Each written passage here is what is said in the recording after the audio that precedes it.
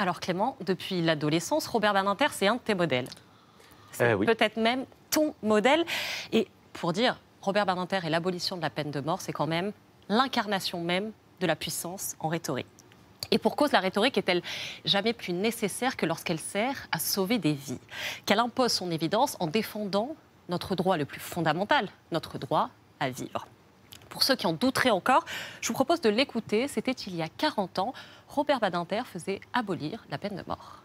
Ceux qui veulent une justice qui tue, ceux-là sont animés par une double conviction. La première est qu'il existe des hommes totalement coupables, c'est-à-dire des hommes totalement responsables de leurs actes. Et la deuxième, c'est qu'il peut y avoir une justice sûre de son infaillibilité, au point de dire que celui-là peut vivre et que celui-là doit mourir. Eh bien, arrivé à cet âge de ma vie, l'une et l'autre affirmation me paraissent également erronées. C'est pour ça que ce livre s'est imposé quand il s'agit de toi, c'est L'abolition de Robert Badinter. Ce livre, il retrace le long chemin parcouru par Robert Badinter pour l'abolition, là où Victor Hugo, Jean Jaurès n'ont pas abouti, lui a finalement réussi. Et le livre, il aborde les différents procès où la tête des accusés était mise en cause et où, en fait, la conviction profonde et l'éloquence de Robert Badinter les ont sauvés de la guillotine. Alors, au total, 8 années de joute politique, une victoire très médiatisée dont vous vous souvenez certainement. Il sauve Patrick Henry de la peine de mort, accusé du meurtre d'un enfant de 7 ans. S'ensuivent des protestations très violente un peu partout dans le pays, jusqu'à la place Vendôme, où il fait finalement abolir la peine de mort. Alors le livre, c'est un témoignage bouleversant de ce que Robert Badinter, effectivement, a traversé, mais pas seulement en tant qu'homme de loi, pas seulement en tant que ministre de la Justice, mais aussi en tant qu'homme. Parce que dans ce livre, ce qui est important, c'est que c'est un témoignage, on partage ses peurs, on entend sa voix vibrer à chaque page. C'est vraiment un livre magistral de sincérité, et on n'en sort pas indemne, c'est vrai, mais on en sort quand même un peu plus fort, un peu plus fier aussi de ne pas céder aux sirènes de l'opinion. Alors ça m'a fait évidemment penser à toi. On le referme en ayant la conviction qu'il nous faut à tout prix, nous citoyens, nous bâtir une carapace à grand renfort d'arguments, à grand renfort d'analyse, une qui surtout protège notre humanité des assauts de la masse. Et par les temps qui courent, évidemment, c'est un livre à mettre entre toutes les mains. Ce qui m'a fait me poser comme question, cher Clément, pourquoi toi? Quel a été le motif de ton engagement en fait en rhétorique? Quel est le déclencheur? Alors, pour répondre à ta question, c'est justement la conscience que la parole et la rhétorique, la parole, l'argumentation sont une arme. Et une arme inégalement répartie et qui s'exerce sur nous de manière totalement inégalitaire. Et quand, comme moi je viens de la classe moyenne, mais je suis un fils de prof, ma mère elle est instite, et donc j'ai bénéficié des mots en héritage. Donc pour moi c'est facile quelque part de m'exprimer. C'est-à-dire que j'ai une mère et des parents qui, dès que j'avais 6 ans et que j'avais appris à déchiffrer une phrase, m'ont dit il faut que tu lises des livres, c'est important. Donc c'est facile de s'exprimer et de convaincre. Et puis quand on n'a pas eu cette chance, eh ben, c'est plus dur. Donc c'est un marqueur social. Bien sûr, c'est le premier des marqueurs sociaux. C'est la première des choses dont on hérite en héritage, c'est notre langage. Et c'est l'une des choses qui est le plus dur à acquérir par la suite. Donc c'est cette conscience vive de cette inégalité, de cette absence de mérite. Il n'y a pas plus facile à bien s'exprimer quand on est bien né. Et plus l'oral que l'écrit.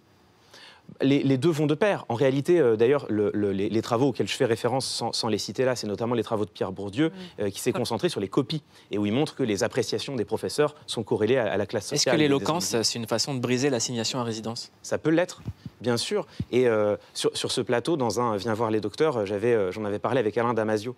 Et je lui avais demandé, de manière un peu malicieuse, est-ce que c'est pareil d'enseigner l'éloquence dans une école de commerce et de l'enseigner à Montreuil à des lycéens? Et sa réponse était parfaite. Il a répondu, bien sûr que non. Parce que enseigner l'éloquence à ceux qui disposent déjà de tous les atouts sociaux, c'est leur donner des armes de domination supplémentaires. Alors qu'au contraire, enseigner l'éloquence à ceux qui en ont besoin, c'est leur donner un moyen de s'émanciper. Espèce de malicieux, va. Pauline, un livre pour Jimo.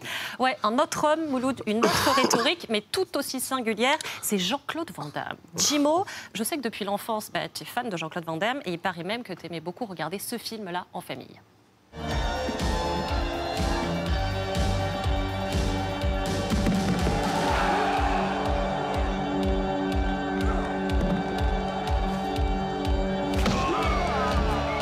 C'est la beuge. C'est normal. Et vous vous êtes rencontrés, ton idole et toi, pour la première fois sur le tournage de la comédie Le Dernier Mercenaire Ouais. de David Charon. Jean-Claude Van Damme, c'est un homme qui a inventé carrément son langage à lui, son propre langage, qu'il soit aware ou pas. Et c'est pas accessible à tous. Mais toi, Jimo, tu le comprends, et même un peu plus que ça en vrai. Je t'aime. Ouais, je t'aime d'abord. Non, je t'aime aussi. Bon, ok, d'accord. 1 sur 10. Ah, comment? De 1 sur 10, combien? 10, Moi, je 10, t'aime 10. à 12. Moi, ok, moi aussi. Hein. Je suis enroué. Regarde, regarde. Et voilà, Facile. ça c'est Jimo. J'invite les plus téméraires d'entre vous à essayer de trouver le ClickX Jean-Claude Van Damme sur MyCanal. C'est un moment incroyable qu'on a eu la chance de partager C'est ensemble. vrai. Et j'avais donc envie, Jimo, de vous proposer un petit jeu à partir de ce livre, Parlez-vous, le Jean-Claude Aware de Dominique Forest. Ok. Parce que tous les deux, avec Jean-Claude Van Damme, vous partagez cette authentique singularité, celle qui fait de vous des gens hors circuit, tant par votre façon de penser que de dire ou de ne pas dire. Lui, il débite comme on mitraille des concepts venus d'ailleurs. Et toi, Jimo, tu laisses le temps au silence d'avoir du sens. Alors je me suis dit qu'on pouvait s'amuser un petit peu avec ces phrases. Clément, Jimo, dites-moi qui de Jimo ou de Jean-Claude Van Damme a dit cette phrase? Je suis fasciné par l'air. Si on enlevait l'air du ciel, tous les oiseaux tomberaient par terre et les avions aussi. Ah, c'est du Jean-Claude, ça. Ah non, c'est vrai. C'est vrai, c'est ça? Bien sûr, je l'ai dit, ça. Deuxième phrase, C'est qui alors? C'est Jean-Claude ou c'est- Jean-Claude. c'est Jean-Claude Van Damme. J'ai déjà essayé de fumer de la drogue, mais ça ne m'a rien fait. J'ai battu la drogue. Ah, ça, c'est Jimo, ça. Jimo. Ça, c'est bon. ça. Mais Jean-Claude, il ne peut pas la dire, ça. Et c'est Jimo. C'est Jimo, bien sûr. Une petite dernière. Une noisette, je la casse entre mes fesses. Ouais, c'est c'est C'est Jean-Claude. Van Damme. Ah ouais, elle a des super fesses. Merci, Jimo.